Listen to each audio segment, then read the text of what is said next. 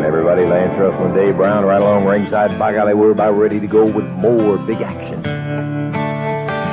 Thank you very much, and welcome to Georgia Championship Wrestling. I'm Gordon Solie, your host, and we have quite an hour in store for us.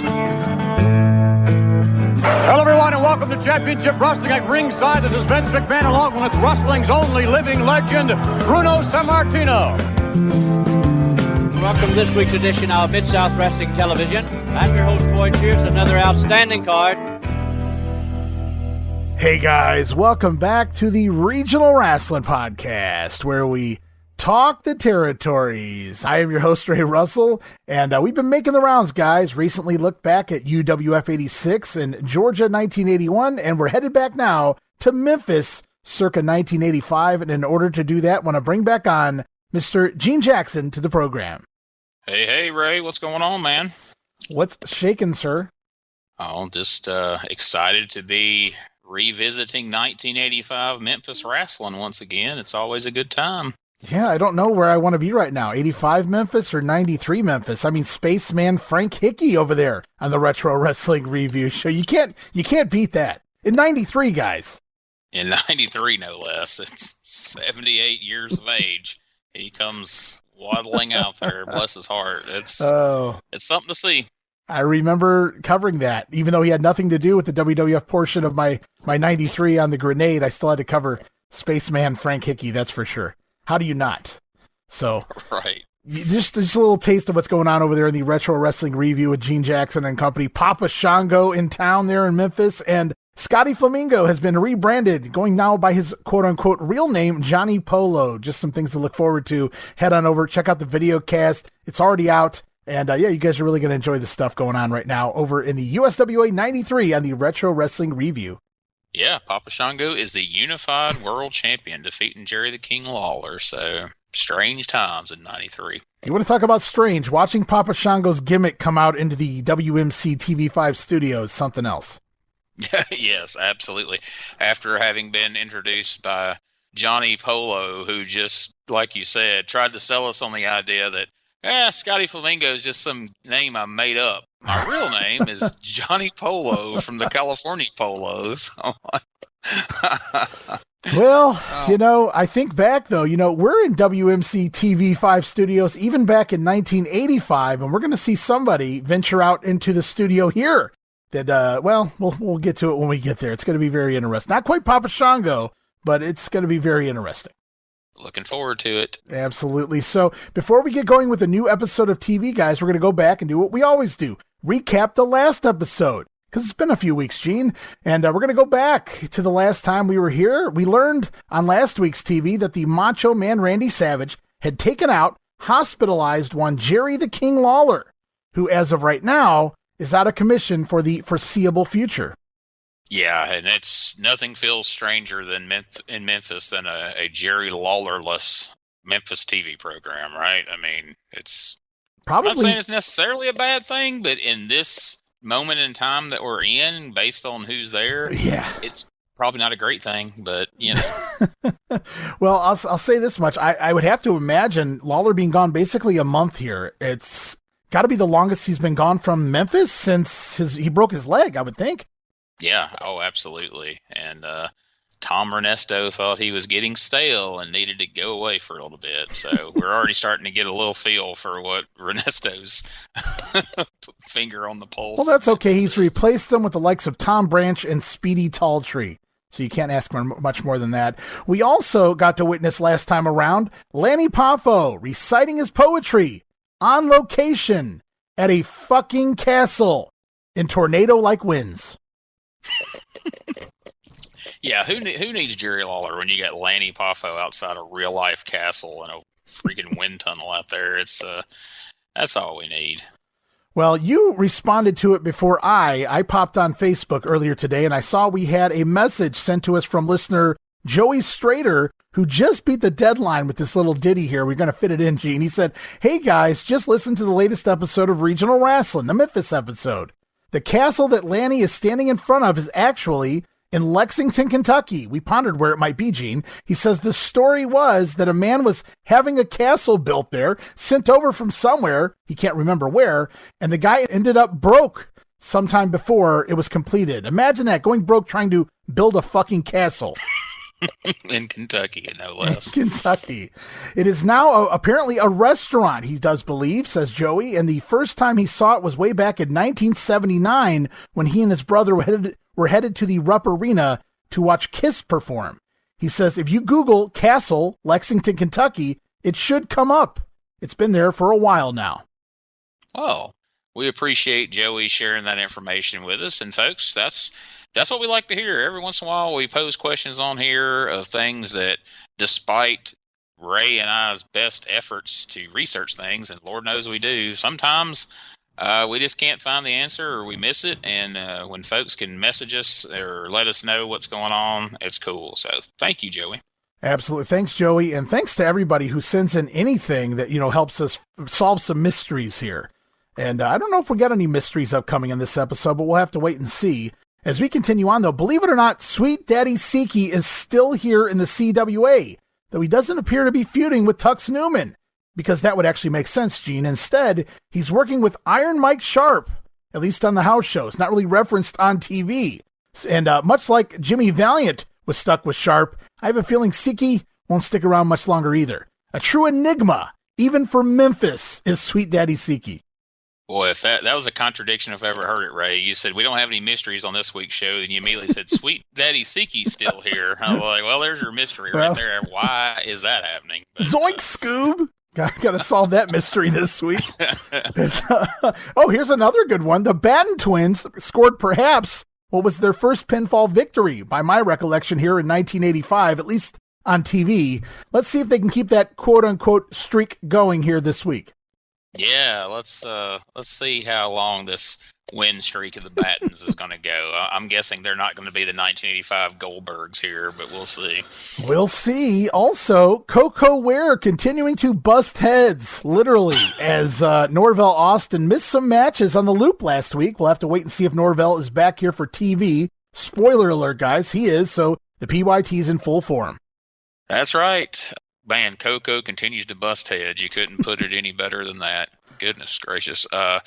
Check out an upcoming episode of Dangerous Conversations where I talked to Doug and Tommy Rich about the new Fabulous Ones whole debacle. And I talked at length with Tommy about the PYTs and working with the PYTs and his thoughts on Coco and Norvell. So pretty interesting. So make sure y'all check that out. I'm looking forward to that one. That's my kind of language there. Looking forward to that, Gene.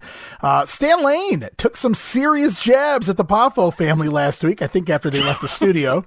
Specifically, Stan questioning the Macho Man's poster making skills, or rather his lack of manhood by doing so. I can't do a savage like you can, but I just imagine me like, listen here, you can question my ring skills, you can question my brother's sexuality, but do not question my poster-making skills, Stan Lane. I will kill you. Yeah, absolutely. You can question the lust in the eyes, but do not question the madness and his poster-making skills as such Stan Lane did. He may have to suffer for that this week. We'll have to wait and see. Also last week, with Jerry Lawler MIA from Memphis, the Pom Pom Girls were finally able to join the Lawler Show with Lance Russell hosting. And that was best for everybody, as we decided last time. For everyone involved, indeed. And finally, Dutch Mantell begins an underwhelming feud with Hot Stuff Eddie Gilbert. How dare you say that, Ray? No, I'm not saying that Dutch Mantell versus Eddie Gilbert is underwhelming. I'm saying this feud is, because I've never seen a guy take a pair of brass knuckles to the back of the head and care less than the Dutchman did last week. It's almost like he has other plans. Yeah, man, it's really disheartening. Because on paper, Dutch Mantell versus Hot Stuff Eddie Gilbert sounds like a can't-miss, just absolute home run Memphis feud, but that is not how it plays out. No, definitely not. And now, before we get to the show, we get to address a couple of messages sent our way in recent weeks prior to recording this. It seems there's no fans more passionate than the Memphis Rasslin fans. I don't get a lot of hate mail a whole lot here. I don't know if we want to call this hate mail, but some people definitely standing up for what they believe in. And as Lawler takes time off here, you sent me something from someone. I'm sorry I don't have their name here in my notes, but they wanted to correct us that Jerry Lawler didn't go to Hawaii until 1986. And I'm going to take the blame for that slightly because I think I referenced a title change that may not have happened. until early 86, but Lawler's in and out of Hawaii repeatedly here in 1985. There's even a match out there of him wrestling Plowboy Frazier, probably around this time. He probably took the Plowboy with him at some point because he's not Uncle Elmer yet. By the time he goes to the WWF, he's not coming back. And I've seen the match labeled as October of 85 in the past, but that's simply not the case. On that very date, he's wrestling for Vince McMahon somewhere up in the Northeast. So it's very likely that match with Lawler and Frazier took place around this time. Yeah, that was one of the things I got where somebody was just adamant. I'm not going to bury him by saying their name on here, but yeah, anyway, he definitely wrestled in Hawaii. Perhaps he didn't spend the entire time he was gone there. No. I don't know, but yeah, I don't see Lawler spending all that time there. I was probably mistaken about saying that Lawler recruited Bruno, and he probably didn't recruit him until 86 then when he had that title change. So good deal. Keep us in line, folks. We're not here to spread any misinformation. Me and Ray, unlike many of the podcasters out there, aren't here to spew bullshit as if it's true. If we're wrong, we will gladly come back and correct ourselves. So I cannot alter time and space like others think they can. That's for sure. That's all I got to say about that. As another fan questioned Steve Constance pinning Adrian Street outright. And while anything is possible when it comes to wrestling results, could it have been a disqualification? Perhaps. I'm not going to argue that. But as we've already seen and will continue to see here on the house shows, Adrian Street going to be doing some jobs for Jerry Oski and even Tracy Smothers as he's on his way out. So awful misuse here, though, of Adrian Street's talent doing jobs to the likes of Steve Constance. I think you could pick somebody better than that.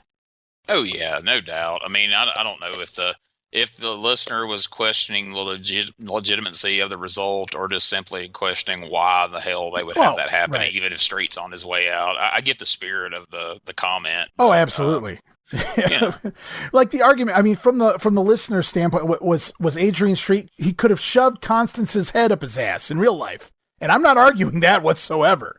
I have no doubt about that. However, there's plenty of capable talents that do jobs for guys that are 1/10 as good or even inept. So if being tough in real life decided if you won or lost a rigged match, Haku would have been the WWF champion at some point. Exactly, and Harley Race would have been a one-time NWA World Champion and still held it today. So that's very true. I didn't even think of that one. Yeah, absolutely. So, yeah, you better call him handsome. Handsome Harley, I'm not going to argue. As we roll off, guys, it's time to start up another edition of Championship Wrestling here from the Memphis territory, a special Easter weekend edition. Away we go.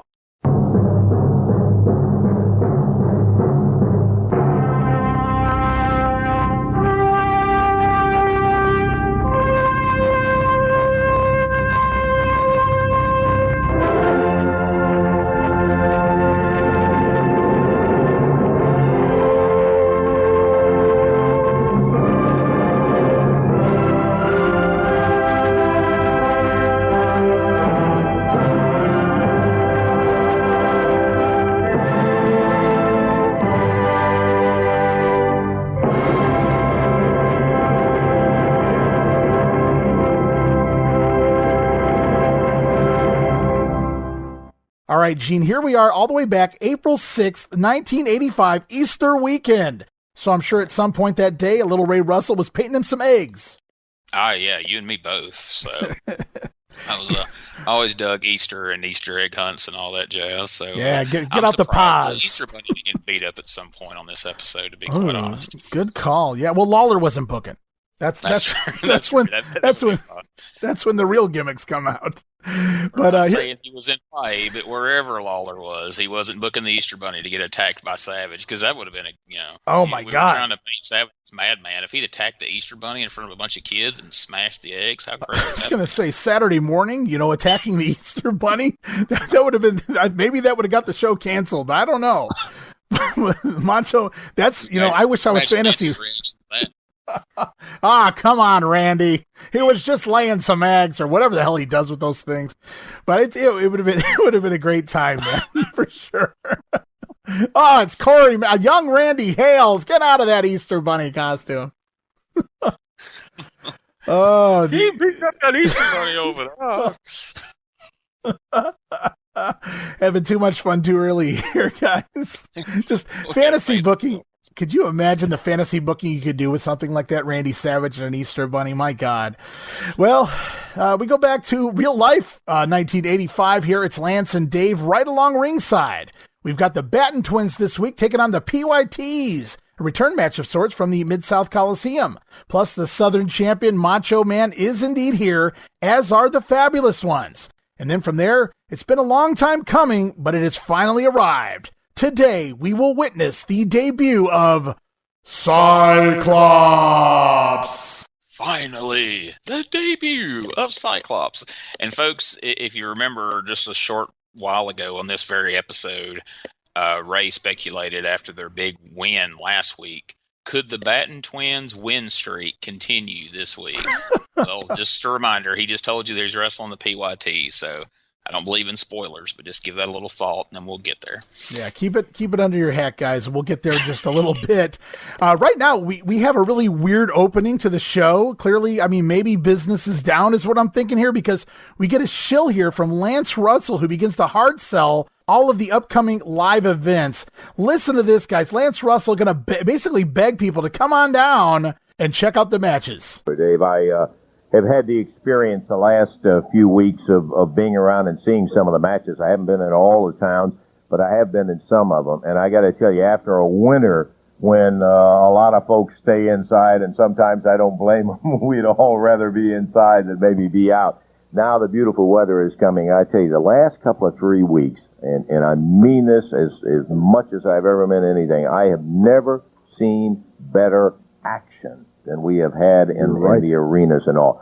Just an example, and please take this the way I'm saying it, because there was a match that I saw between Dutch Mantell and Mr. Wrestling, and what I mean about taking it the way I mean is, you know, some matches right off the bat, you don't think, well, this isn't going to be a great match, it'll be a good match, something like that, and all. And frankly, I really didn't think that match, you know, I wasn't saying, boy, this is the one I was paying my money to come see.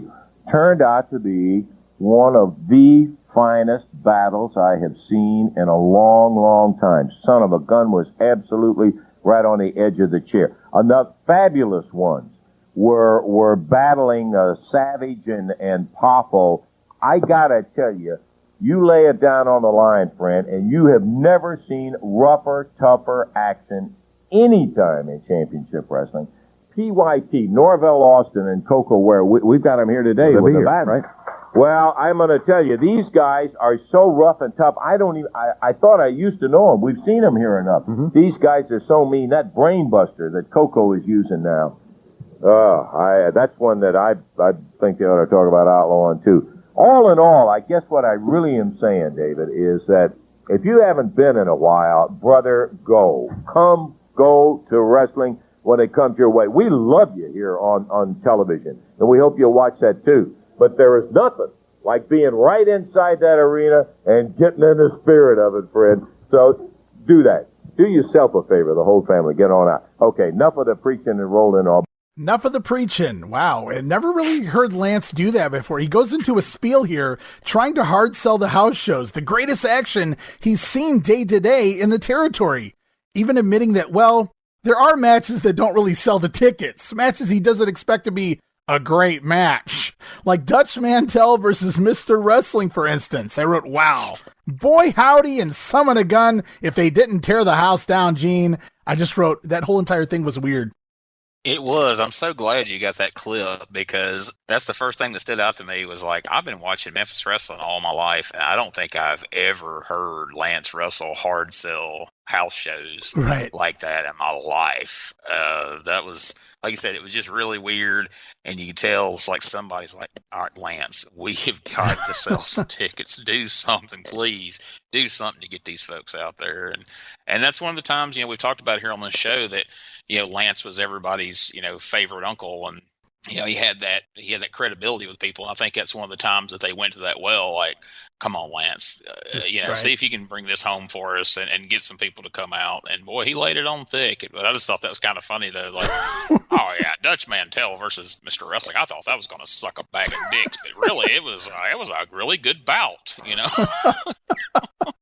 I guess he's been watching Dutch since he returned here. Maybe that's what it is. But Dutch, he really tried there. I was really surprised. No, it was just really odd that he would admit. Now, we do have matches on the show that suck. But hey, even those matches are good right now, so come on down. But you can only really hard sell something one way. And it's the same way Jim Ross did it for Bill Watts. It's even the same commercial we used to get with the WWF in the mid-90s. There's nothing like seeing the WWF live, right? And that's that's literally what Lance Russell just said right here. Nothing like seeing it live, guys. TV's great, but coming in live, coming in person, that's a different story. And one of these stars of the Memphis territory right now, one of the new stars, is coming out for an interview. Jerry Oski out here. And the interview this time wisely conducted before his match. That way he's not out of breath. Again, Lance reiterating that Jerry is from Hartford, Connecticut, but his mom is from Chattanooga. So Jerry, he's happy to be wrestling back at home. Buy a map, Jerry. Chattanooga to Memphis is about I think it's a 5-hour drive. That's like somebody coming to Cleveland and saying, oh man, I'm home. I'm back in Cincinnati, which is like a 4-hour drive. So it doesn't make a whole lot of sense. Hey, it's the same state, I guess is what he's going for. Yeah, I mean, he's closer to Chattanooga and Memphis than he is to his actual home. But boy, we're just really going to that well again already in his second interview. But like you said, at least we did figure out, we got to talk to him before the match if we're going to talk to him. Yeah, he blows up holding the studio after holding a chin lock, man. So Jerry kind of stuck here for things to say. He really doesn't know how to cut a promo, and so Lance actually cuts him off mid-sentence, basically puts over the competition here, and basically Lance just feeds Jerry something to talk about, which is really something that Lance does not get enough credit for, saving a struggling interview. You hear a lot of things about Lance Russell, how great he is as a commentator, and we all love his interviews, but he did a little Mean Gene here. And, I'm not like the biggest, giantest Mean Gene fan because I feel like Gene a lot of times tried to put himself over in the process, but Gene was really good at realizing when somebody was struggling and then throwing them a bone. And that's what Lance did here. Oh, give me a break. But no, Lance, that really stood out to me in his interview. Is like you could see Oski was starting to drown. Like he saw him go under a couple of times, and Lance just kind of stops everything and hey, listen, Jerry, and asks him a question, and then from that point on, he just, like you said, he leads him through it, and that's something Lance was great at. That's something else, not to keep plugging that, but it is something that came up talking to Doug Gilbert and Tommy Rich. I was like, guys, do you think Lance gets enough credit for guiding these interviews and helping these young guys who've never done live TV? And both of them was like, oh, absolutely. He was the best at it. And, you couldn't have had a live TV show be successful without having someone like him out there to get everybody where they need to go and steer the ship in promos. So this was a fine example of that as I've ever seen. If somebody's wondering what we mean when we say stuff like that, watch this promo. Well, Lance can help you on the mic, but I don't know if he's going to be able to help Oski in the ring here. His opponent this week, Jerry Garman. So it's Jerry Oski versus Jerry Garman. Battle for the name Jerry here. Imagine if his name was Randy Garman and he got in the ring with the Macho Man and it was battle for the name. Oh man, wouldn't want to be Jerry Garman that week, but instead it is Garman versus Oski. As Lance Russell states, this is the first time we're seeing Garman on Memphis TV, so this is Jerry Garman's Memphis debut, following his buddy Benny Traylor to the territory. Traylor, I believe, debuted on the last episode of TV. And as the action gets going, some mat basics here leads to some rudimentary offense, and then a power slam of sorts, going to give Oski the win. And the match goes 2 minutes and 48 seconds. Yeah, the power slam is a popular move amongst muscleheads and trunks here in Memphis in recent times. Absolutely. Looks like they could sort that out in the car riding around the territory. Like, hey, man, let's draw straws, see who gets the power slam, and the rest of us pick something else. Yeah, well, I mean, it was a match. It happened. Jerry Oski goes over. They continue to put him over on TV. They have some plans, or at least I hope they already have some plans in place for him. But we go on, and here it is. As promised, the Batten Twins are out here, going to try to make it 2 in a row as they take on the PYTs, the Pretty Young Things, accompanied by Tux Newman. And as the action gets going, Coco, we're launching Brad Batten for a backdrop, then both PYTs in for a double backdrop. Norvell Austin then in, trying to make it a trifecta, going for his own backdrop, but he telegraphs his, and finally, Brad Batten able to cut him off, but he can't capitalize, Gene. because Coco wear tags back in, and just nasty, careless offense. Plants a knee into Batten's rib, shoots him off, and does the old knee to the ribs, but he hits him so hard, it doesn't give Batten time to flip properly over the knee, and he comes right down on the back of his head. And it's not over from there. Coco scooping him up in a super sloppy body slam, just dumps Batten down like a bag of mulch. I wrote, ugh. And then from there, Norvell going to come in and perform normal wrestling moves, a backbreaker, swinging neck breaker, as the PYTs continue to toy with Brad Batten for seemingly ever here. At one point, Norvell going to land a beta version of the old pounce. Remember that move, the pounce? She's got to bring that back. Somebody needs to do that again. Yes, we ain't seen that in a while. But, man, we talked about the Battens getting a win last week. Maybe they're getting on track. Holy shit, they looked better against the Terminators than they looked against the PYTs here. They just jobbed them out for the most part. Yeah, they were eating them up. Finally, though, Brad able to crawl over, tag to brother Mark, who goes banana on both of the PYTs. Coco, however, countering with a backdrop, then delivering the brainbuster, so you know it's over, but instead Coco going to walk over, kindly tag in Norvell Austin, who struts over, as Lance says, shucking and driving his way over to make the cover, and the PYTs, as you said, get a squash win, basically. Match goes 5 minutes and 21 seconds. Just absolutely brutal, man. These brainbusters are just out of control. Everything Coco did in this match, which it's like, how can you be mad at a Batten? They're competent. I get these other guys where it's like, well, maybe he did something Coco didn't like. Maybe he told Coco he was going to do something before they came out. But there's no reason. The Battens have been here for quite a while. They're certainly capable, and more capable than pretty much any other tag team that's been around here besides the Fabs. And it's just so odd the way they're treating them. They treat, or I can't say both of them, but Coco specifically. I mean, the things he was doing, it was like intentionally just dangerous, the way he was landing his moves. The way Coco treated people on TV did not reflect the Coco that you see in the house show matches from this same period. When you see the arena matches, he's not doing it. And again, go to this one more time, but I asked Tommy Rich, I was like, what is it? What was with Coco in this era of him just beating on people and dropping them on their head with brainbusters and just being so stiff and sloppy? And he's like, well, he didn't do that to us, brother. It was basically his response was, I took that to mean he did it against people he could get away with it. Right. And essentially that's what it looks like, because you don't see him do it. He wasn't doing it to Lawler or the Fabs or nobody like that, but these poor guys on TV, Billy Travis and now the Battens, and David Haskins took a pretty good beating. I think it was last week we saw, and man, you would almost think, if you didn't know any better, if you just looked at Coco matches in a time capsule and you weren't familiar with the rest of his workers' career, you'd be like, God, this guy can't work for shit. Like, he's terrible. He's just brutal. But no, he could. He just chose to beat the hell out of these guys for some reason. Yeah, and remember, this is a rematch from the Coliseum. They had just had this match where the PYTs beat the Battens there, and I wrote here in my notes, I hope the match at the Coliseum didn't go like this, because it would have been a really extended squash. I hope there was a little more offense there from the Batten side. But they sell the brainbuster here on commentary like a pile driver, which basically it is. And boy, does Coco give them reason to sell it like such, man. Right on the head. Yeah, I mean, honestly, it's more dangerous than a pile driver because there's less impact, because you're coming straight. At least you're on top of the person's legs. There's a little bit, even from a kayfabe perspective, there's a little more support for their neck and everything in a pile driver. But this brainbuster, they're just getting dumped right on top of their head and neck. It's just terrible. And sadly, with Coco, they're literally getting dumped right on the top of their head. So, yeah. Yeah. Oh, man. Talk about CTE. Somebody sue Coco Ware. I hope he wasn't on that lawsuit against Vince, because that would be very hypocritical.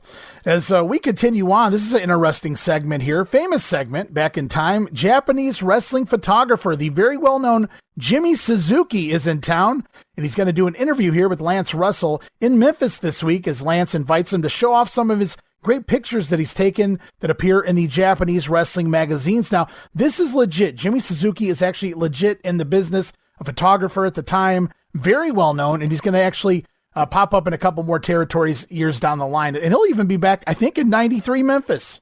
Yeah, I'm going to be on the lookout for him, because I do know he turns up sometime this year.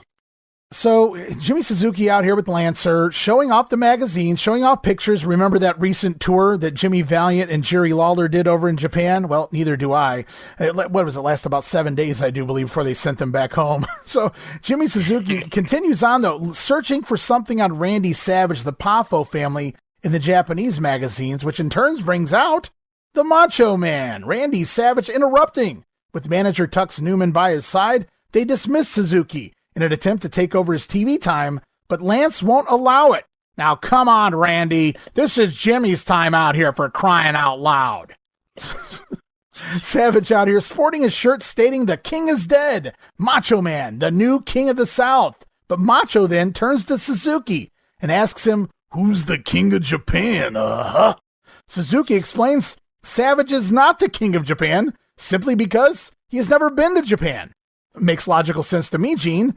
But Randy Savage is anything but a normal man. Doesn't make much sense to him. And being told that he had to wrestle in Japan to be considered the king there, well, that makes the Macho Man snap. Never do it, Slim Jim! And attack Suzuki, driving him down to the studio floor. Tux Newman holding Lance Russell back. What's Lance going to do? Savage eventually pulling Jimmy up to reveal blood flowing down the face of the photographer. Right here on Saturday morning, Easter Eve TV, Randy Savage then kicking him around as the Fabulous Ones finally arrive to run the heels off, but the damage already done. Suzuki has to be helped up to his feet, his face a crimson mask, brother, and the Fabs helping Suzuki walk off out of the studio, Lance Russell disgusted by it all. I gotta say, the first time I saw this segment years ago, that is not how I seen this going. I thought it was going to be a nice little fluff segment of Lance that brings this photographer out and he shows off a few pictures, and we once again reiterate that, hey, Jerry Lawler goes to Japan. He went recently with Jimmy Valiant, and, you know, just be a fun little thing. And then, man, when Savage shows up, and then he says, oh, no, you're not the king of Japan. You're like, oh, this can't be good. But even then, having not seen it in a long time, I forget that the freaking Japanese photographer gets color. Like, holy crap. Yeah, it's only the Macho Man can get away with what a reason. What do you mean I'm not the king of Japan? Well, you have to actually wrestle there first to be considered the king. That was ludicrous. You should just not talk back to the Macho Man is the lesson learned here. I feel like when they were setting up this segment, they were like, all right, Randy, we need a reason that you would attack Jimmy. What do you got? What if I said I was the king of Japan and he disagreed? And they're like, well, why would you be king of Japan? Why wouldn't I be king of Japan? King of the Good world. Call, Randy. Let's go with that. Because I'm Randy Savage. How about that, huh? Good enough.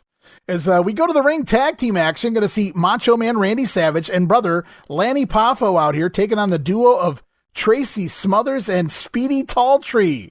And Macho Man out again, ripping up a fan's posters. Sure can't be because they're nicer than the Macho Man's. Gimmick infringement, That's right. Don't be stepping on Macho's toes trying to bring your shitty posters up here. Don't bring He's those already shit had it posters. called into question. Yeah. Don't bring your shit posters in here.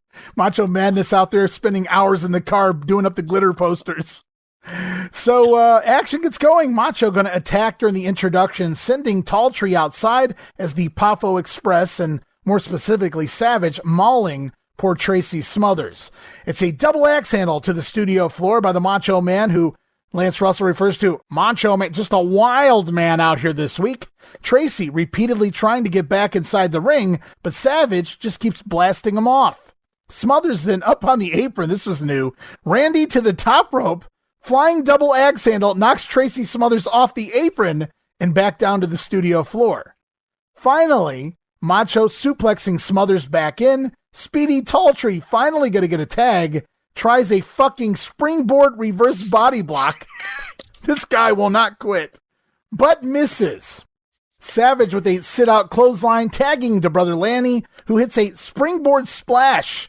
And that's going to do it 2 minutes and 57 seconds. 2 springboard moves in a 15-second span. Definitely different for the times, much less for Memphis. Oh, I know. You talking about just so out of left field. Good grief.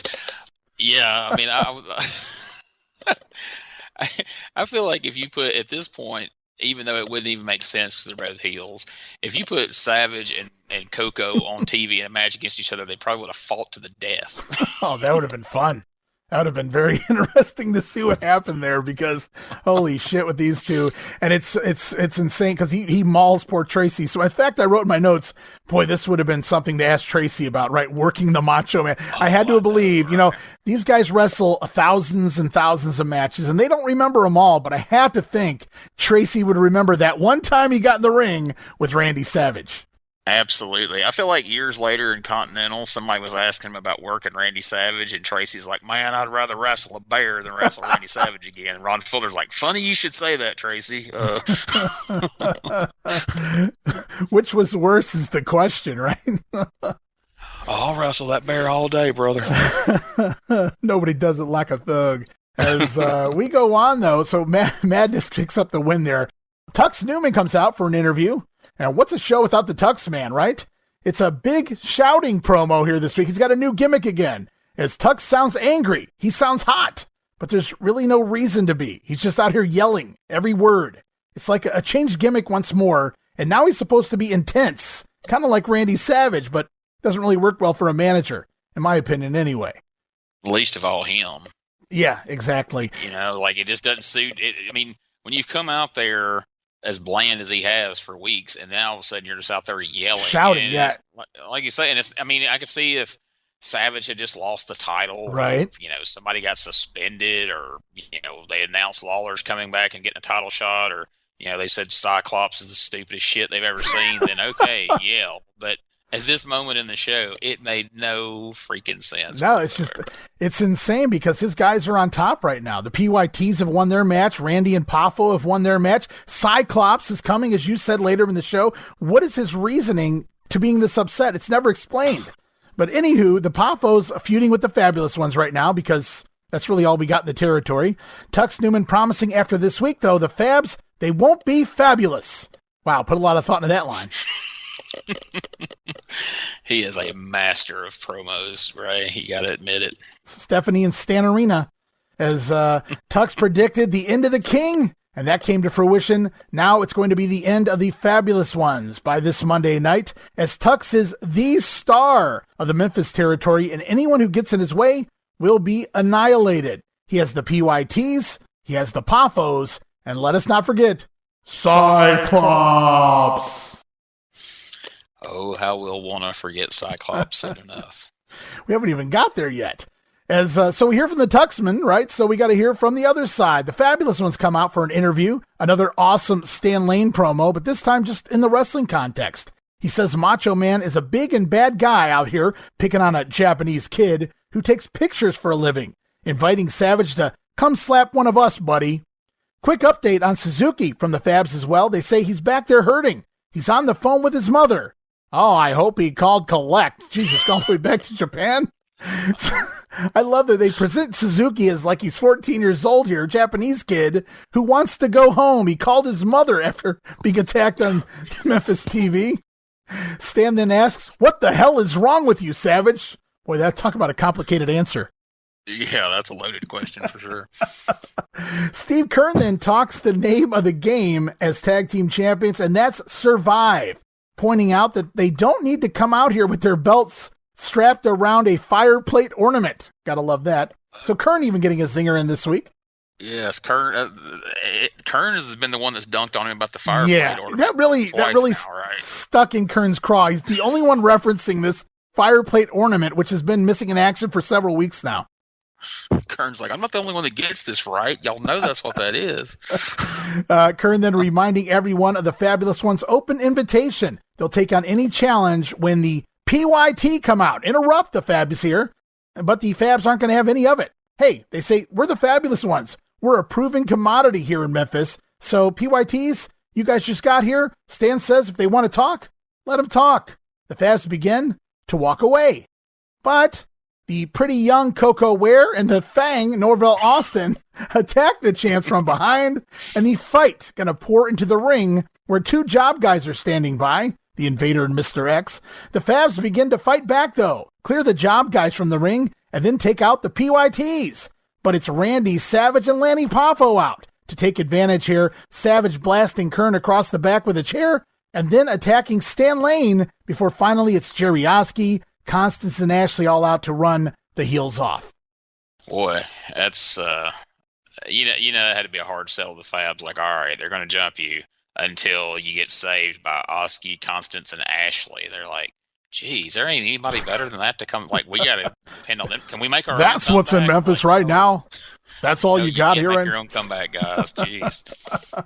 Not with that many guys in the ring, right? So it's almost a teaser. They say any place, anytime, open invitation, and the PYTs come out and they say, you know what?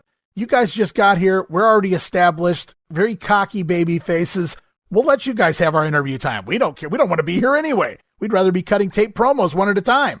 So anyway, they go to walk off, and then the PYTs attack, leads to the brawl in the ring, leads to Savage and Poffo joining in, using a steel chair, and the story goes on from there. So we also learn at that point that the match that was scheduled to be the Fabs versus Mr. X and the Invader has been canceled, which confused me because the Fabs appeared to be leaving the studio before they were attacked. Yeah, they didn't say, well, go ahead and talk, but we're heading to the ring because we've got a match. Right. Which you think would have left the PYT standing there dick in hand, and it would have kind of owned them. But instead, they were just like, all right, guys, well, it's our interview time, but you can have it. We're leaving. And then turns out there's two guys waiting in the ring to wrestle them. So, yeah, great point there. None of that really adds up. But yeah, it was, I guess, I love it. What an exclamation point, Memphis.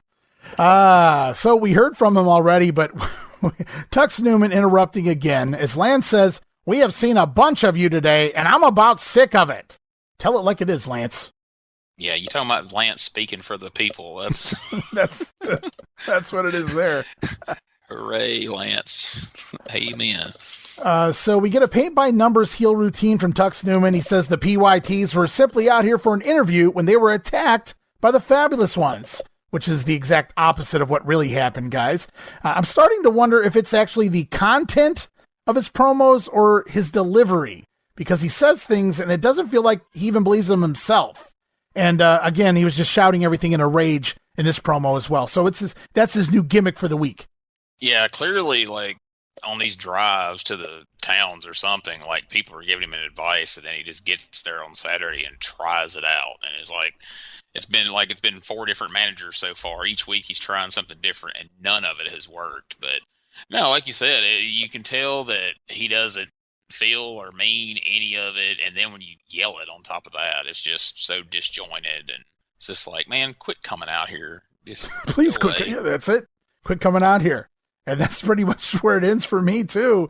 As he's really out here, I guess, to plug the upcoming main event of the Mid-South Coliseum. Going to see the tag team champions, Fabulous Ones, defending against Lanny Poffo and Randy Savage in a tag team lumberjack match. That could be interesting. And that match is actually out there on one of the upcoming Memphis arena shows that we have to post. So look forward to watching that one, guys.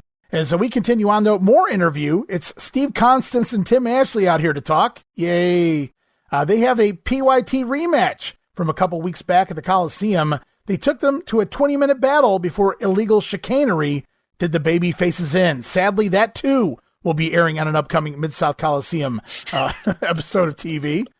So this time, apparently, the rematch going to see all 4 men in the ring at the same time. Tornado tag team match. PYTs versus Constance and Ashley. I'm sure Coco loves that. And they say this time we don't have to worry about the second PYT coming in from behind. Everybody going to be in the ring at the same time. And I wrote here, as I noticed during the promo, Steve Constance, very well put together. Looked great.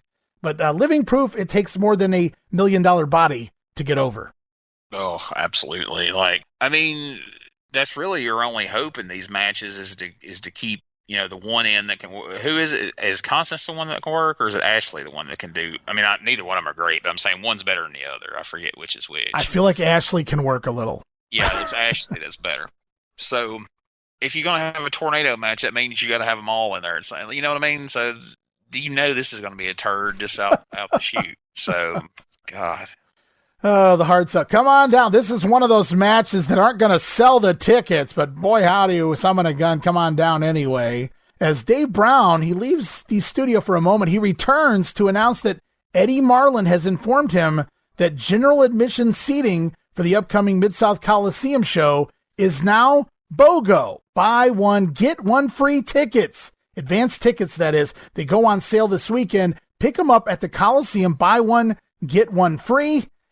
And Lance responds with this. You buy one general admission, you get one free. That's right, for advance tickets today and Monday. Boy, I'll tell you, that hits my Scotch nature right in the old pocketbook. I love it. Thank you, Dave. Thank you, Eddie. Okay, you're from the South, Gene. I got to ask you. I've heard a lot of things from, I know what a pocketbook is. That's a purse. I've heard of things like Play Pretty, which is a toy.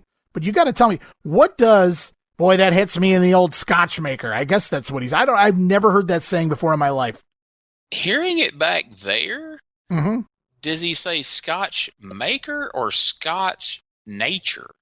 Well, let's listen again. Good question. Let's listen. A little more sense than maker, but not okay. Well, we're going to listen again. Let's listen closer, guys. Boy, I'll tell you, that hits my Scotch nature right in the old pocketbook. I love it. I have no idea.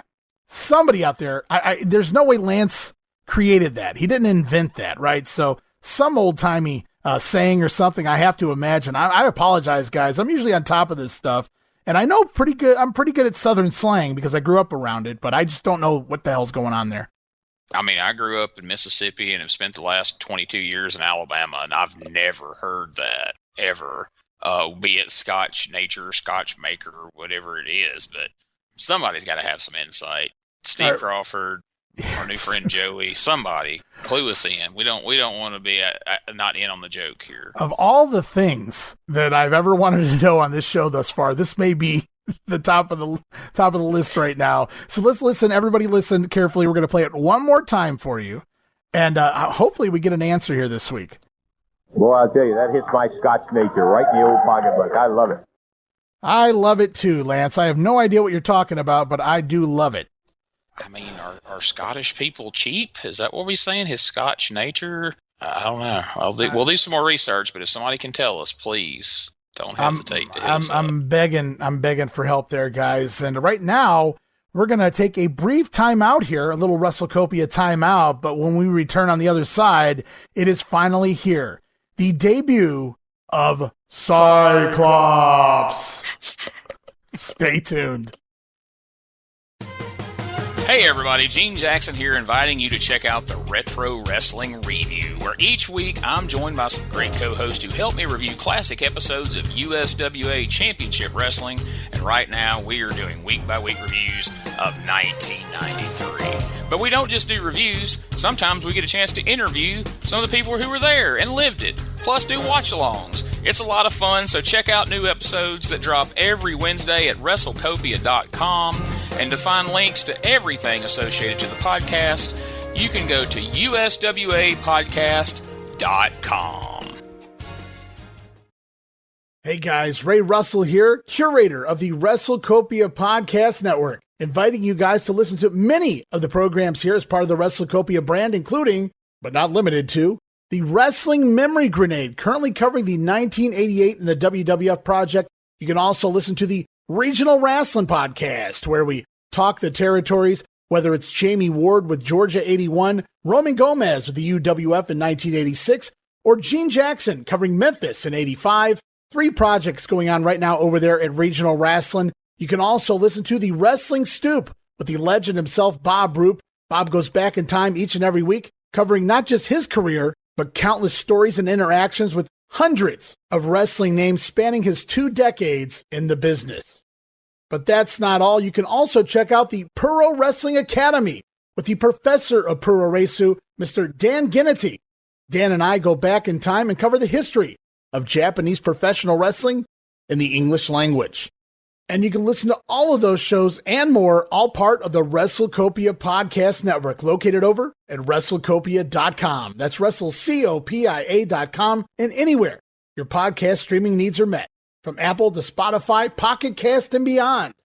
And while you're at it, why not subscribe to our social media guys for all the latest goings on here at the WrestleCopia Podcast Network. Plus, I'm constantly adding old school video clips and pictures from throughout wrestling history. You can follow us over on X, formerly Twitter, at Rasslin Grenade. That's at RASSLIN Grenade. Also, follow and like me, Facebook.com/Rasslin Grenade. And why not subscribe to YouTube.com/Rasslin Grenade. And of course, now would be a fantastic time to become a WrestleCopia patron over at patreon.com/WrestleCopia. That address again, patreon.com/WrestleCopia, where you get so many gifts, including all of my insanely detailed show notes for every episode of The Grenade Show, Regional Rasslin, and the Monday Warfare podcast. You'll also get early access to a lot of the podcasts here on the WrestleCopia brand, where you can listen days and sometimes as much as a week earlier than the rest of the listeners. But that's still not all, guys. You also get at least a dozen digital downloads for your viewing and reading pleasure each and every month, plus random bonus video drops, and of course, the Patreon exclusive Watch Along series covering many past WWF and WCW events. And if that's not all, Videocasts, also now a part of Patreon. No subscription, cancel anytime. Give it a try for a month, guys. I think you'll like the content that I offer, and every penny of it goes right back here into paying the bills. So if you're looking to support that next up-and-coming podcast brand, please consider making it WrestleCopia. Help me pay some of the bills to keep the WrestleCopia podcast network and all of the great shows here up and running for the months and the years to come.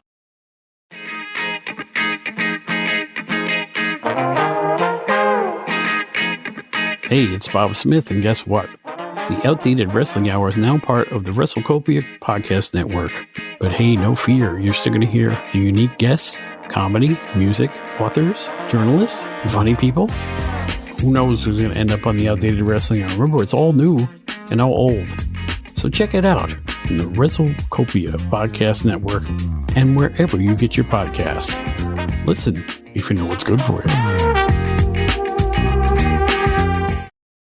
All right, guys, and while you were listening to the WrestleCopia ads, me and Gene were discussing the that saying one more time there. Well, I'll tell you, that hits my Scotch nature right in the old pocketbook. I love it. So Gene has some theories, and we're going to leave those quiet for now because we're going to discuss it, I'm sure, on the next episode. Somebody's going to help us out, and we're going to reveal what Gene thought as well at that point in time. Maybe you're right, Gene. So we'll stay tuned for that, guys. Dun, dun, dun. We already got a building suspense for the next episode, Lance Russell. As we return, though, as promised, it's been coming for over a month. He promoted this guy, like, upon his debut, did Tux Newman. He name-dropped various people that were going to be coming into the territory, and here we are, like, 80 weeks later, and finally, the debut of CYCLOPS. CYCLOPS to the ring with manager Tux Newman. And CYCLOPS does not turn babyface on Newman, but instead, he will wrestle one David Haskins. Poor David Haskins. CYCLOPS, billed from Greece, because of course Cyclops, a creature of Greek mythology. So somebody really did their homework there. I would have to have guessed he would have been from parts unknown, but clearly Tom Ernesto into mythology. Yeah, Tom Ernesto was either into mythology or just owned an encyclopedia or a dictionary or something and did some studying up, but I didn't expect this to be awesome, but holy shit, I was not ready for what we're about to witness. Yeah, I remembered watching it way back when and it not being good, and it lived up to everything I remembered. So here he is, CYCLOPS, in a black full-body suit, black boots, and a black mask with the eye holes covered. We can't see his eyes, so they created an eye for him on his forehead, because he is CYCLOPS, after all, the one-eyed beast of years gone by. As the bell sounds, the clubbering begins. We see a gut wrench fall. He kind of tries to do a gut wrench suplex and then just falls over with it. Also appears to miss a knee drop that was meant to hit and sold as such by Haskins as well. And then from there, it's a fall down suplex is what I called it, because he hooks Haskins for a suplex and then just kind of falls down and Haskins has to take the bump. Yeah. Yeah, I mean, once you get past the silliness of his outfit, you're like, all right, well, let's see what the wrestling, and then it gets where you're like, holy shit, the freaking outfit's nowhere near the worst part of this whole thing. It gets so much worse when the old and then the bell rang statement. Yeah, holy crap, it's oh god, it's just so brutal. It's funny. I was thinking as I was watching this, I was like, many years later, the term wrestle crap would become a thing. Yeah. And I feel like if you had to explain to somebody, like, what does wrestle crap mean? Like, if you had to just illustrate it, it's like this. And people would be like, oh, okay, all right. You don't say no more. I've got it. And, you know, and we're not like hammering on Cyclops here, just to have some fun, because even Dave Brown on commentary mentioning that Cyclops moves very slowly, but at least he's effective. This is Dave Brown basically doing his best not to shit on Cyclops while shitting on Cyclops. Boy, he moves really slowly, but he seems to be effective. Headbutt should have given him a black eye because he uses his one eye, right? So Haskins finally going to fire back as he, I quote unquote, shoots Cyclops into the far corner. And as Haskins goes to whip him across the ring, the masked man basically walks across the ring. He doesn't run. He walks across to the far corner. And Haskins, realizing what he's dealing with here, he has to rush in at half speed, charge in at half speed, so that Cyclops can move out of the way of the charge, which he also does in slow motion. Literally, as David charges, you guys got to go watch this video. It's out there on my social media, and the whole show's out there on my YouTube. Haskins charges in, and Cyclops just kind of walks out of the corner to escape. Yeah, this is one that, we can describe it all we want. Yeah, but folks, you really need to go on YouTube and check this out to really appreciate it. I almost texted David Haskins and asked him about this, but I was afraid it would give him some kind of PTSD or something and he couldn't get rid of. So I didn't. But I still may before the next show, because the more we talk about it, I really love to hear his memories of this. We don't want to miss that opportunity because, we didn't get to ask Tracy what he thought about wrestling the Macho Man. We got to ask Dave. I remember you interviewed David before, so I was thinking in my head as I was doing this, man, I hope Gene can get a hold of David and ask him, do you remember wrestling Cyclops back in 85? Because holy shit. When David Haskins has been in the business about maybe 4 or 5 months and he's already the better wrestler in the ring. And I got a lot more to say about that after the match, guys. I'm not trying to rip on the guy under the mask. We'll talk a little bit more after the match, but it's not over yet as he misses yet another knee drop, does the Cyclops, but it was intended to connect. And again, sold as such. Haskins then going to turn things around and send Cyclops off the ropes in as little steps as possible. But Davey going to go for a backdrop. Cyclops counters with the prototype of the pedigree, the beta version, if you will, Ron Bass's Texas Gourdbuster in the WWF. It's a pedigree without the double underhook, or as Lance calls it, it was a pile driver, but he didn't really pile him. And that's going to get the win. The match goes 2 minutes and 50 seconds. Well, to be fair, when you've got one eye, his depth perception's not being great for those knee drops, so you got to kind of excuse that. But what a great call by Lance! It was a pile driver, but he didn't really pile him. Best line of the match. Which means it's not a DQ. Yeah, exactly. So, Cyclops picking up the victory here in his one and only television match. But who was Cyclops, you might ask? Well, in reality, at the time, it was 53-year-old Cyclone Negro, who had already put 30 years into the wrestling business by this point, long tenures on top all over the world, spent about 8 years in the Amarillo territory off and on, feuded with the Funks forever, known as the man who defeated Dory Funk Sr. in the legendary Texas Death Match. And he had legendary matches all over, including Florida, many tours of Japan, like 20 tours of Japan and Australia. But here, he's winding down. He's 53, just trying to get work wherever he can and when he can. As many guys would do at that age, it just wasn't very good in the ring. Well, call me a sadist if you will, but I wish before he left we could have got it just one good match at the not a good match, one singles match at the Coliseum between Cyclops and Sweet Daddy Siki. Can you imagine how slow? Wow. How little movement they would have just been right in the center of the ring. They probably wouldn't have took 4 steps between them between the entire thing. Of course, obviously he would have ended it with a headbutt to that eyeball, but what a banger, as the kids say these days, that would have been. Wow, yeah, I'm sure Jerry Lawler missed the opportunity. He didn't get to wrestle one of the legendary mythological creatures. That would have been something for the King to deal with. But yeah, seeing Siki in there with Cyclops would make me wonder who's going to feed into who. And they would just kind of be in a stalemate, I think, as the match is over. But we're not done with the Masked Man just yet, as they go over to Lance Russell, Tux Newman with his Cyclops. Tux says, "You've heard of all the Greek mythology characters. This one is no character." He says that with a straight face. "This is a true god, Behold, Cyclops. Pretty sure Cyclops was not a god. I don't know mythology all that well, but I believe they lived in caves, and basically they were just cool-looking cavemen.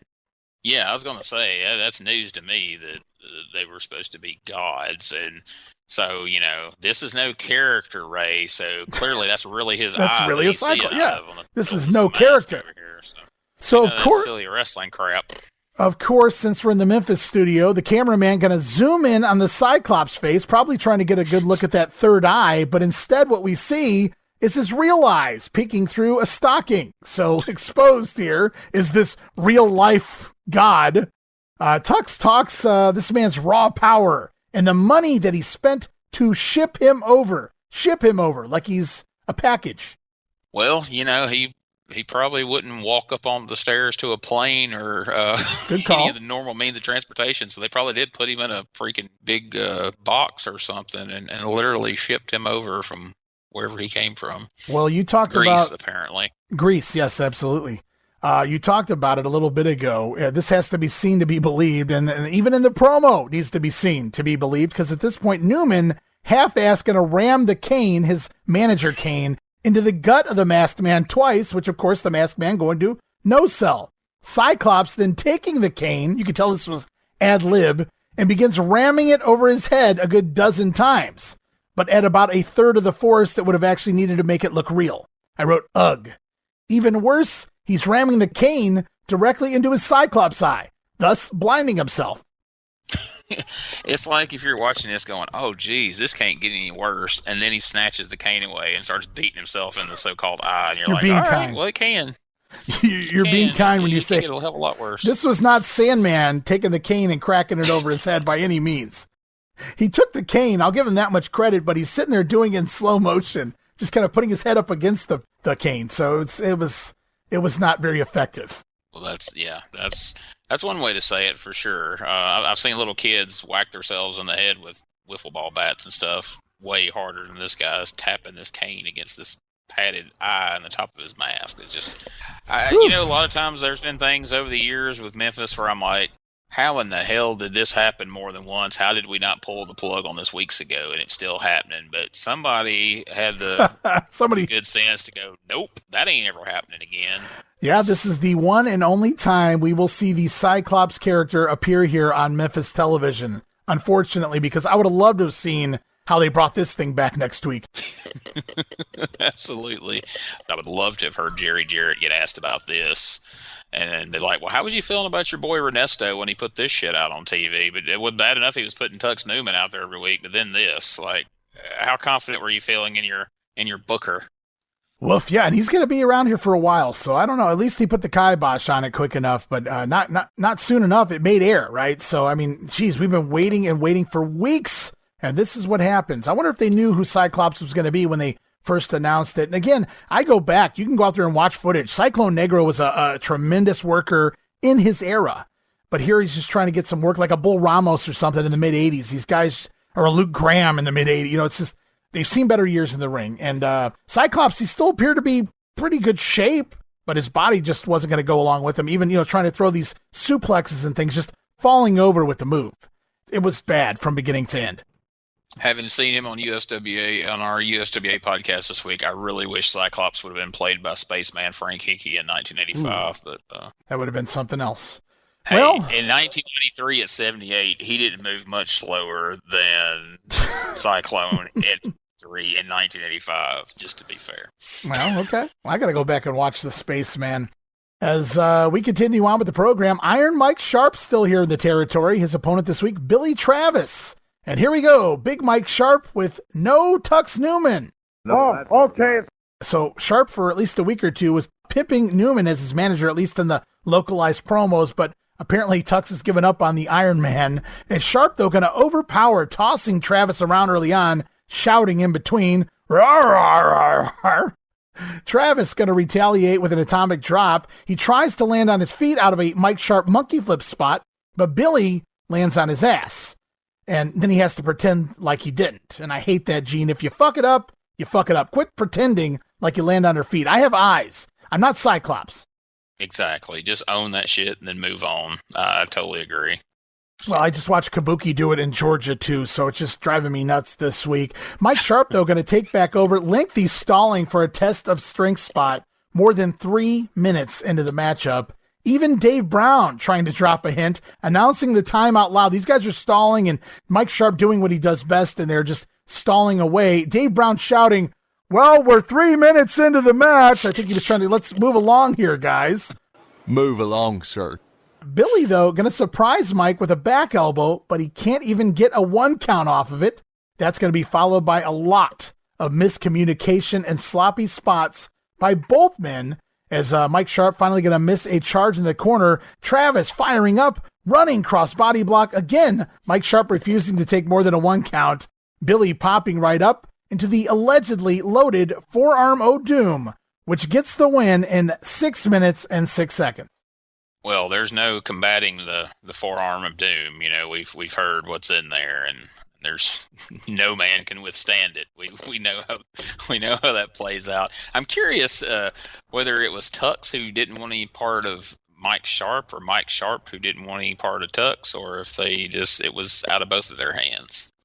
Yeah, I mean, I'm thinking they moved on. I think they kind of saw where Mike Sharpe was on the card. We have a new booker, and it kind of sees like, you can tell where he sees Mike Sharpe playing on the card, and that's going to be more obvious as this show goes along. From there, we go to a VTR of Dutch Mantell, who couldn't be bothered by showing up the arena in the studio this week. Dutch said, I heard about Eddie's Army. A little late for that, Dutch.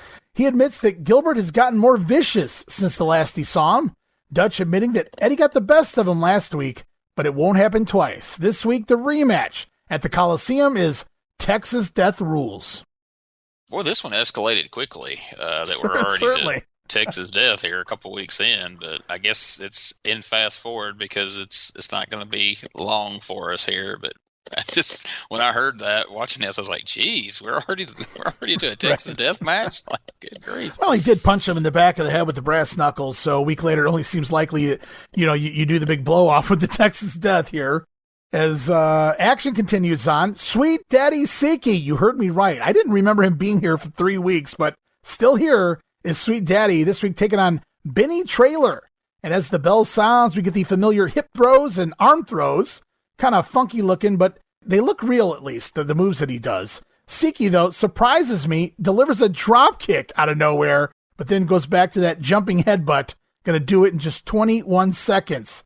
As they say, Sweet Daddy, you don't get paid by the hour. If you had told me that from what we've seen so far, as going into this week's show, he's like, Gene, what do you think? You think we're going to see a drop kick out of Sweet Daddy Siki? I would have bet my entire paycheck this week that there's no chance in hell that we would see Sweet Daddy Siki at this point throw a drop kick. But boom, there it was. And threw me off. And it was a nice looking drop kick. It was like a normal, perfect drop kick. And it was just right in the middle of all this normal stuff he does, which is basically nothing. And then Lance Russell, I believe it was Lance at the end of it, said, Sweet Daddy had an appointment to get to. My God. 21 seconds. This one over. A little context here, because Siki, he has a rematch. There was a disqualification last week at the Coliseum between he and Mike Sharpe. So they have a rematch this week, this Monday night.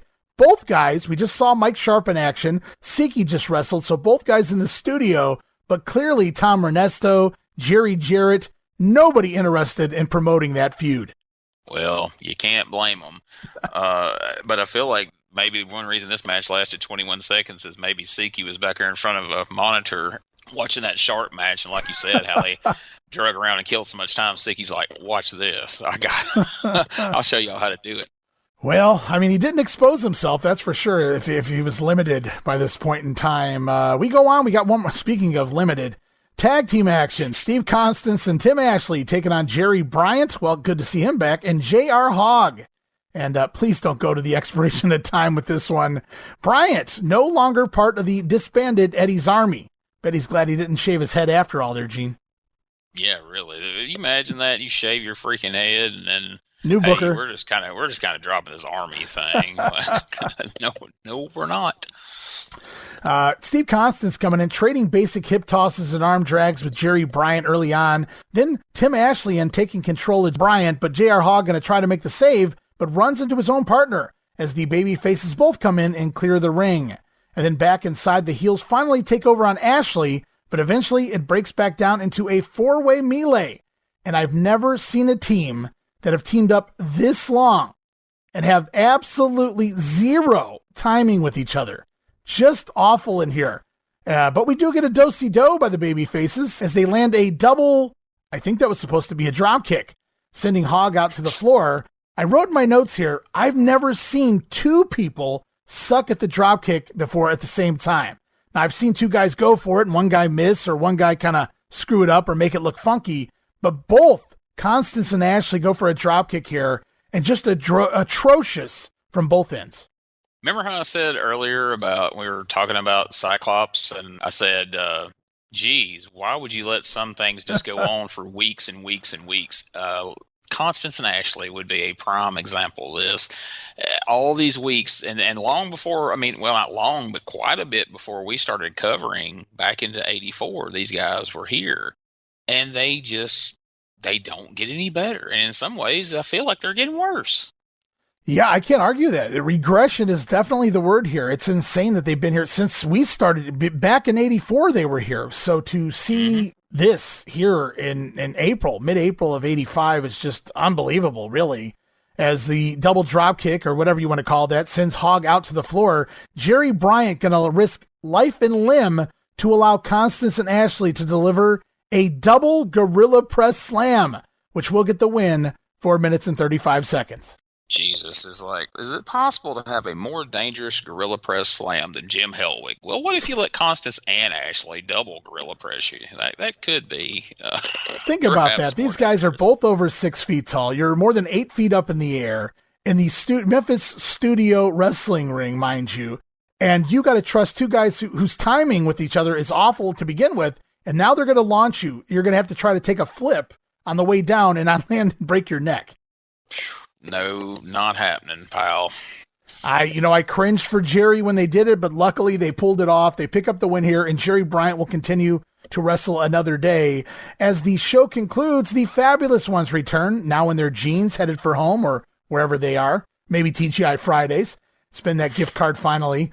They announce an added stipulation to their upcoming Lumberjack match with Savage and Poffo at the Coliseum. Not only will it be a Lumberjack match, but now the Fabs are giving all the Lumberjacks a belt to whip the combatants with. Lumberjacks with straps now, it seems to be, as Steve Kern bends over and allows Stan Lane to demonstrate on him. Stan gonna whip him twice across the back as the show concludes. Just trying to get it over, but Lance is like, we don't need none of that. We're heading into Easter, boys. Yeah, the Fabs return. It's funny you mentioned them being in their blue jeans.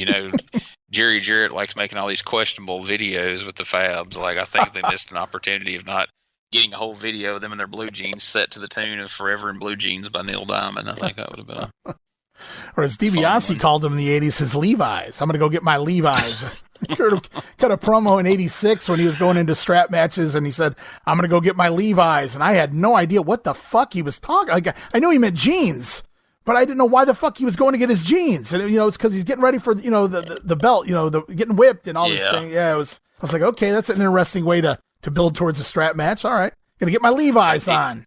I think DiBiase was angling for a sponsorship with Levi's there or something. He wasn't $1 million man yet. He needed some extra cash in the pocket. That's what it was. Well, Scotch nature was kicking in. That Scotch nature, yeah.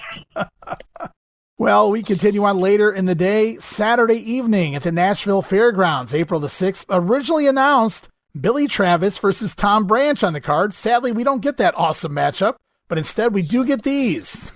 I'm sorry, Gene. It was the Angel, Frank Morrell, in here over Tracy Smothers, Sweet Daddy Siki, defeating two men. That's all I know, two men. One of them was actually Billy Travis. So just throwing anybody in there, I guess, to do the job for Siki. Speedy Talltree scoring a win over J.R. Hogg, replacing Mr. Wrestling. So Speedy Talltree and Mr. Wrestling. Wow, what a match that would have been. I guess Tommy Gilbert realized he was doing the job, and he said, nah, I'm good. Can't blame him there. Jerry Oski over Hot Stuff Eddie Gilbert, and for good reason. We'll get there. We'll get there in just a moment. And the Fabulous Ones in the main event over the Macho Man Randy Savage and Lanny Poffo. Well, all right. We'll see what kind of dispute we get sent in for that one.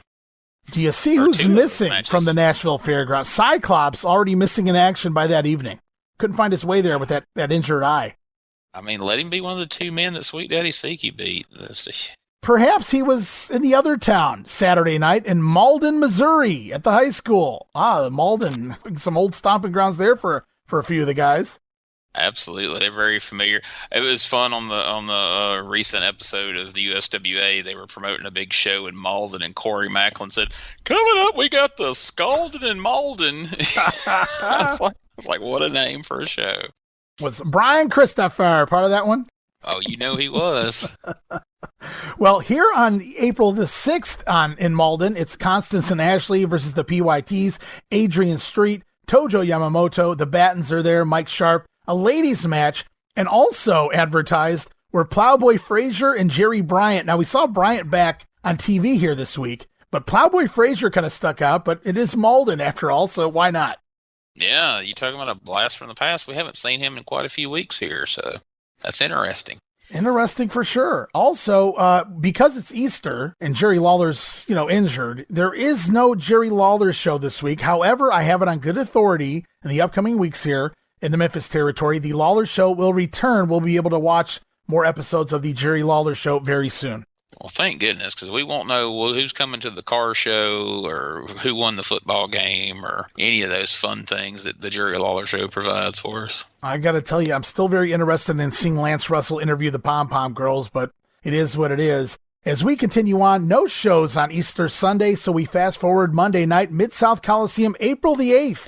It's a Easter special with regular price tickets, but remember, buy one, get one free. And even then, only 3,000 fans show up for a 10-match card. Buy one, get one free, 3,000 fans. You can say, well, it was, Easter weekend, the day after Easter. Say whatever you want, Gene. But this kind of goes back to Lance Russell going on there at the top of the show and kind of pleading people to come to the event.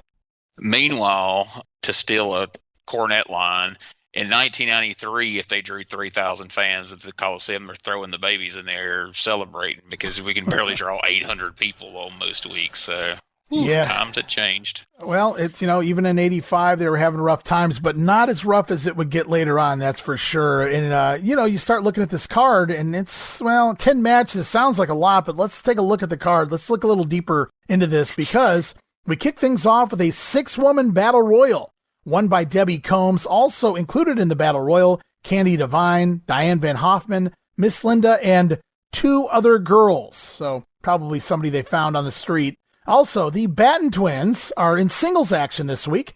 Brad Batten going to a draw with Cyclops. Cyclops cannot defeat a Batten. What does that tell you? I was about to say, it tells you that Cyclops is not long for Memphis, but also, if you know that we're just going to shit can Cyclops, you couldn't give Brad Batten a win, slip him over some kind of way. We go to a draw. I mean, what does that do for anybody? Maybe Cyclone Negro was like, yeah, that doesn't work for me, brother. I don't really know here. But yeah, to say that Brad Batten went to a draw with your brand new Cyclops character tells me a lot. In fact, I have it on good authority that this is the end of Cyclops. 1 appearance on TV, 1 appearance at the Mid-South Coliseum, and poof, no more. Well, even the fans were like, once he went to a draw with Brad Batten, they're like, oh my God. They figured it out. I thought this guy was a god. What are we doing? Well, Adrian Street going to pick up a win here this week, going over on Mark Batten. So one of the Battens has limited success with Cyclops, the other one doing what the Battens do best, and that's lose to Adrian Street this week. Jerry Oski over J.R. Hogg, Iron Mike Sharpe pinning Sweet Daddy Siki. So again, you can tell somebody's on their way out. Exactly. Yeah, no doubt about that. And that marks the end of Siki as well. He might be on one of these other house shows. I don't recall, but I do know this is the end of Siki as far as TV goes and his last time at the Coliseum. So his time is up as well. So much for these guys Tux Newman brought in. Also, remember, guys, it was promised Tornado Tag. PYTs in a rematch, defeating Constance and Ashley once again. Then a couple of ladies matches. We saw 6 of them out there in a battle royal. The 4 that are actually wrestlers or in the wrestling business wrestle a second time. Debbie Combs over Diane Von Hoffman and Candy Devine defeating Miss Linda. Yeah, we're definitely filling some time on this card for sure. Well, it's kind of odd to me how much they've utilized Debbie Combs and all these wins she's picking up. They don't put her on TV. Other than that one run-in, she hasn't been on TV. They're not really pushing her, or whatever you want to call it. So it's just really odd that we're even doing this. As also on the card, Texas Deathmatch. Remember? Hot Stuff Eddie Gilbert defeating Dutch Mantell. And in the main event, Lumberjack Tag with straps, Southern Tag Team Champions, Fabulous Ones, battling the Macho Man and Lanny Poffo to a double disqualification when things go bonzo gonzo with the Lumberjacks and everything in the ring. Lumberjack tag match, double disqualification. Perfect. That's great. You guys will be able to check it out really soon on the YouTube. This one is out there. It's going to be on one of the upcoming Jackson, Tennessee shows where they show the old Mid-South Coliseum matches. So check it out. You know, it's kind of schmoz, no doubt about that. Upsetting, but I guess they're going to try to bring this thing back yet again. Well, I mean, you're going to have to bring it back in a cage, because what else can you do? If the Lumberjacks couldn't keep them in the ring to get a finish, what the hell else is going to do besides, maybe a cage? So. Well, we talked about it. 10 matches. You eliminate the 3 ladies matches. You're down to 7. You eliminate Cyclops. You're down to 6. Mike Sharpe, Sweet Daddy Siki, Adrian Street, all on their way out. And now you're down to Jerry Oski, Eddie Gilbert, and Dutch Mantell, who are also not long for the company. And then the main event here. That's really all you're working with. It's kind of scary. And just to be clear, when I said they're filling time, I didn't mean that as an insult to the women, but it's just like in 1985, what territory did you see 3 women's matches on the same card? That was definitely out of place. Yeah, it was a stretch to say a 10-match card when they're just throwing the ladies' matches out there when nothing's going to come of it. Yeah, exactly. We move on to the following night, Tuesday, Louisville Gardens, April the 9th. Brad Batten going to a draw with J.R. Hogg, replacing Cyclops. But it's a draw again, so I guess we learned that J.R. Hogg on the same level as Cyclops. Pretty much, man. Boy, they come in strong, and I say it every week. But boy, they fell off so quick and just keep. They're just the one Hogg. So I say they. J.R. Hogg rather has just been free falling ever since. Also, Mark Batten scoring a win over Mr. Wrestling, Tommy Gilbert. So I guess Tommy paying for no-showing the Nashville card. Also, Jerry Oski pinning Adrian Street yet again. Iron Mike Sharpe scoring another win over Sweet Daddy Siki. So he does show up for another night of action here, doing another job for Sharpe on the way out. Hey, fellow Ontarians, or however you say that. The PYTs defeating Constance and Ashley. Eddie Gilbert again over Dutch Mantell, and the Fabulous Ones scoring a win in the Louisville Garden over Randy Savage and Lanny Poffo. Wonder who got pinned. Good question. Yeah, me too. I wonder. The Fabs picking up a definitive pinfall victory, it would seem, though, in Louisville, so I'm wondering if they're going to bring that one back or not there. Just some interesting things going on this week. Siki finishing up doing jobs to Mike Sharpe. Cyclops, he's already gone as well. And Wednesday, April 10th, I don't have Memphis results, or what would probably be Evansville results, I should say. What I do have are Shreveport results. In fact, April 10th, which is a Wednesday, TV tapings at the old Irish McNeil Boys Club featured Eddie Gilbert and Dutch Mantell. You heard me right. They're already both moving at the same time in the middle of a feud here in Memphis, if you want to call it that. They've both moved on to the Mid-South Wrestling territory for Cowboy Bill Watts. Now, they will return the following weekend to finish out their commitments here in Memphis because, remember, the old bicycle on TV. So they're going to finish up some on the house show loop next week. So we're going to see their names back here for a couple of shows, but they'll be gone after that and off to the Mid-South territory. Interesting. Well, I'll be. Yeah, so feuding foes here in Memphis, they leave together probably in the same car and head down to Shreveport and work for the Cowboy. So, yeah, that's pretty much going to wrap it up here. I do know that Friday night, April the 12th, there was a show in Milan, Tennessee, or am I giving too much credit? Is it Milan? I'm guessing it's Milan now that I said it. Yeah, depends on who you ask. There's a few people that will say Milan, but if you know anybody from there, they're going to say, yeah, I live in Milan. All right, sounds right.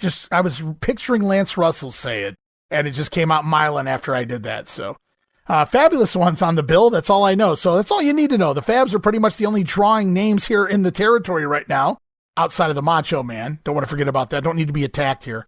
So that's going to wrap it up here this week, man. Just a pretty short week of shows. I don't have a lot of results moving past Tuesday. You know, I remember it getting bad, and then I remember Ernesto sticking around because he's going to make himself an on-air character here before too long. But I didn't remember. I can't wait to see where we go with the roster after this, to be honest with you, because I haven't been watching ahead. And I know you've been trying not to either because we want it fresh in our minds. We don't want to confuse week to week what's happening. But I'm looking at the roster here. Okay, the PYTs are here. Check. We got Savage and Poffo and the Fabs. Really, the rest of the roster is gone. Jerry Oski, that's it. CYCLOPS, already gone.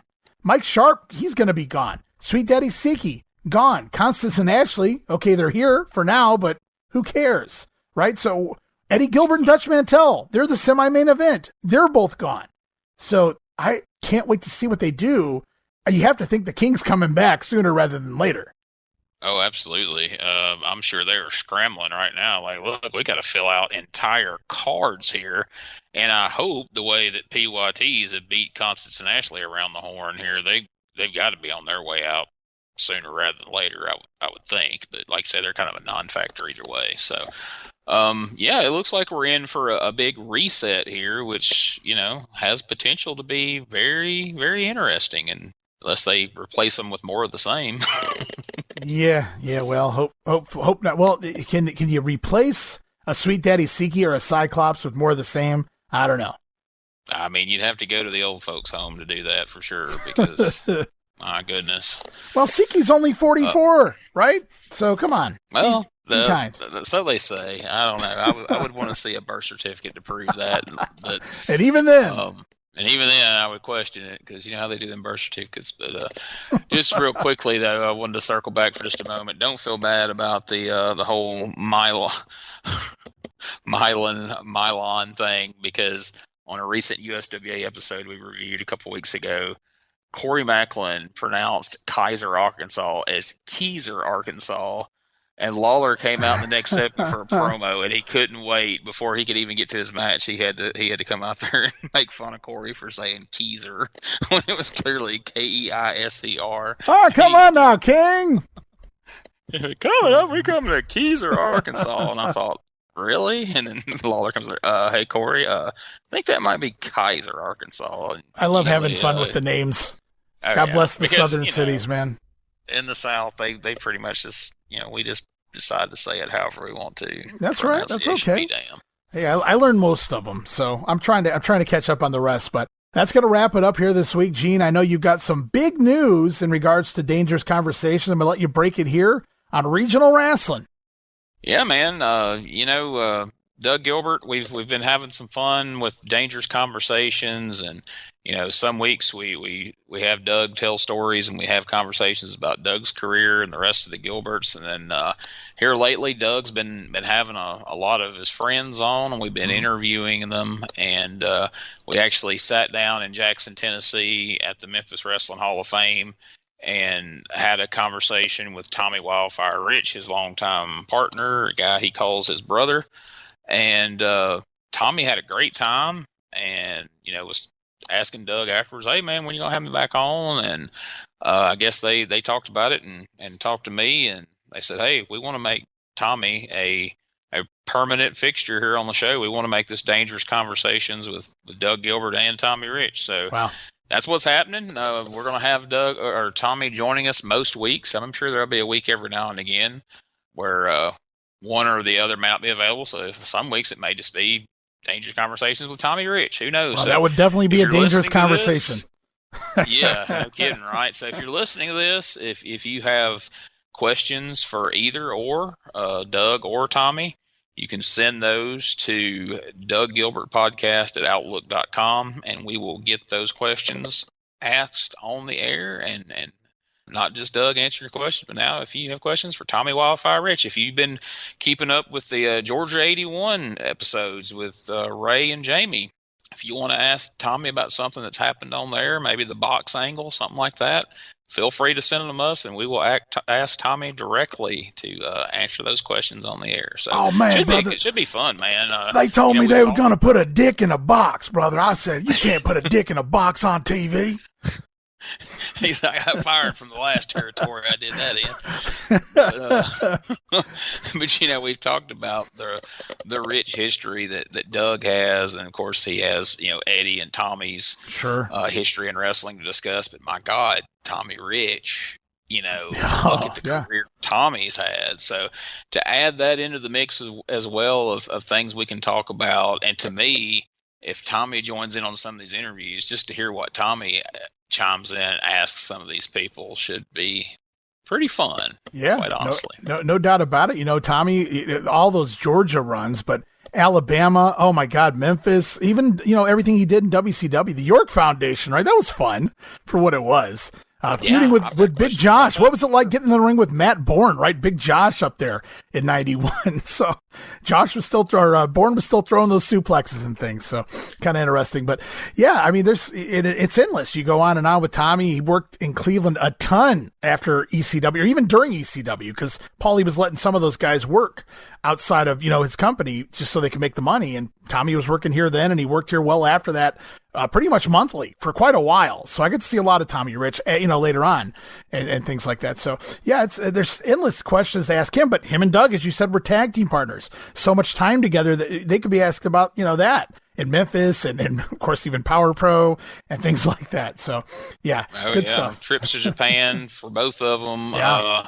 I want to ask Tommy about his feud with Lex Luger in '89 in WCW, see what his thoughts are on Lex, and just a bunch. I love the Big Don in ECW. I mean, how fun is that? Tommy and Tracy Smothers as full-blooded Italians. So I saw them here many times.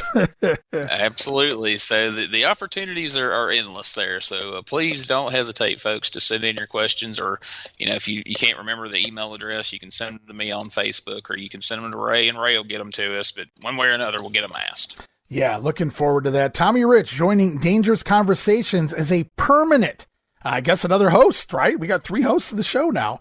And like you said, every once in a while, maybe one of them can't make it. Maybe they have a previous engagement, like they're working a show or whatever, you know, for doing whatever they're doing. But it's going to be interesting to listen to everything they have to do and see, say, and all the random guests that might join them along the way as well. So everything's endless with that show at this point. Looking forward to all of that. And of course, don't forget Retro Wrestling Review, still doing USWA 93, still dealing with the WWF, those evil New Yorkers coming in from out of town, invading the Memphis territory. And man, heel Vince McMahon can't be too far off. Can't wait for that. And heel Bret Hart in 1993, I'm talking about, guys. So stay tuned for all of that. It's going to be good stuff there on the Retro Wrestling Review program. And don't forget to check out the videocast version of that as well. It's not just a podcast. I enjoy the video version. And if you don't have time, obviously it's the podcast version. You want to go, you're driving or you're working and you don't have time to watch the video. We get it. Watch it later. Check out the audio version on the, it's available everywhere, WrestleCopia.com, and of course, all of your favorite podcast streaming apps out there. And that's great stuff. And last but certainly not least, as I wrap things up, I want to encourage everybody to please head over to patreon.com/WrestleCopia, because we've got so many video casts coming up. Me and Gene are working on some Coliseum video casts that are going to be a fun time, going back and reliving some of the old original Coliseum videos, a little watch along with us. And we've got some other things in the books, and not too far off, Survivor Series 88. Man, I'm super excited about that. I was always a fan growing up. I used to love going to the video store, renting those Coliseum videos, and now as I look across the room, I've got a whole rack of the old clamshell Coliseum videos, and for us to get a chance to watch those together and talk about them, it's going to be a lot of fun. And I've already talked about in the past on different video casts and things we've done what a fan I am of Survivor Series 88. And I've gone on and on all these shows about how excited I am about the upcoming video cast of all the great Japanese stuff that you and Dan are working on. So, well, you know what? Just a lot happening in WrestleCopia land. Yeah, that's why I encourage everybody to head over to Patreon right now, because the spots are limited specifically for that VIP superfan tier to watch all the video casts.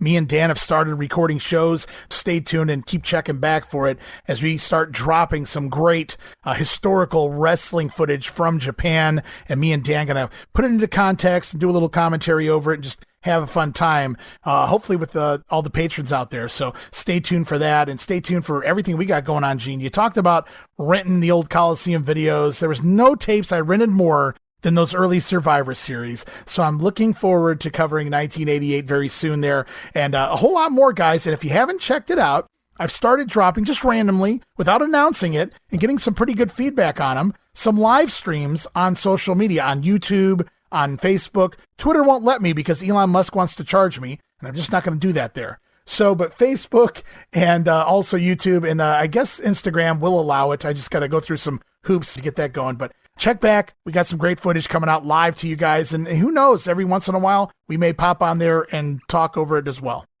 Absolutely, man. Nothing but good stuff in the works. And that's what I love. That's what I love about being a part of WrestleCopia, Ray, because you've always got something coming up your sleeve. Every time, we think we're like, all right, so this is what WrestleCopia's got. No, Ray will be like, hey, man, check out what I got coming up. And it's like, oh, man, that's going to be awesome. So something new, always in the works, always good stuff. You guys know that Ray puts a lot of work into these things. He doesn't just throw stuff against the wall, half-ass. It's always well thought out and entertaining and informative. So you can't go wrong subscribing to that Patreon. And like Ray said, there's limited spots open on that super fan tier. So don't miss out on that. Go ahead, get signed up now and lock it in. That's right. Just when you think you got the answers, I change the questions. And that's going to wrap it up here this week on Regional Rasslin. Thank you so much, Gene. Can't wait to get back into this, see what happens next time here in the Memphis territory. Absolutely. We got a lot of new faces coming in, apparently, so it's going to be fun. Keep hanging with us, folks, because it just gets better from here. All right, guys, that'll do it here this week, but we shall return for more Georgia 81, Memphis 85, and UWF 86 very soon. I'm your host, Ray Russell. You can follow me on X at Rasslin Grenade. That's at RASSLIN Grenade. Also follow and like me, Facebook.com/Rasslin Grenade. And don't forget that $5 all access tier over at Patreon.com/WrestleCopia. And until next time, we'll be back soon with more Regional Rasslin, where we talk the territories.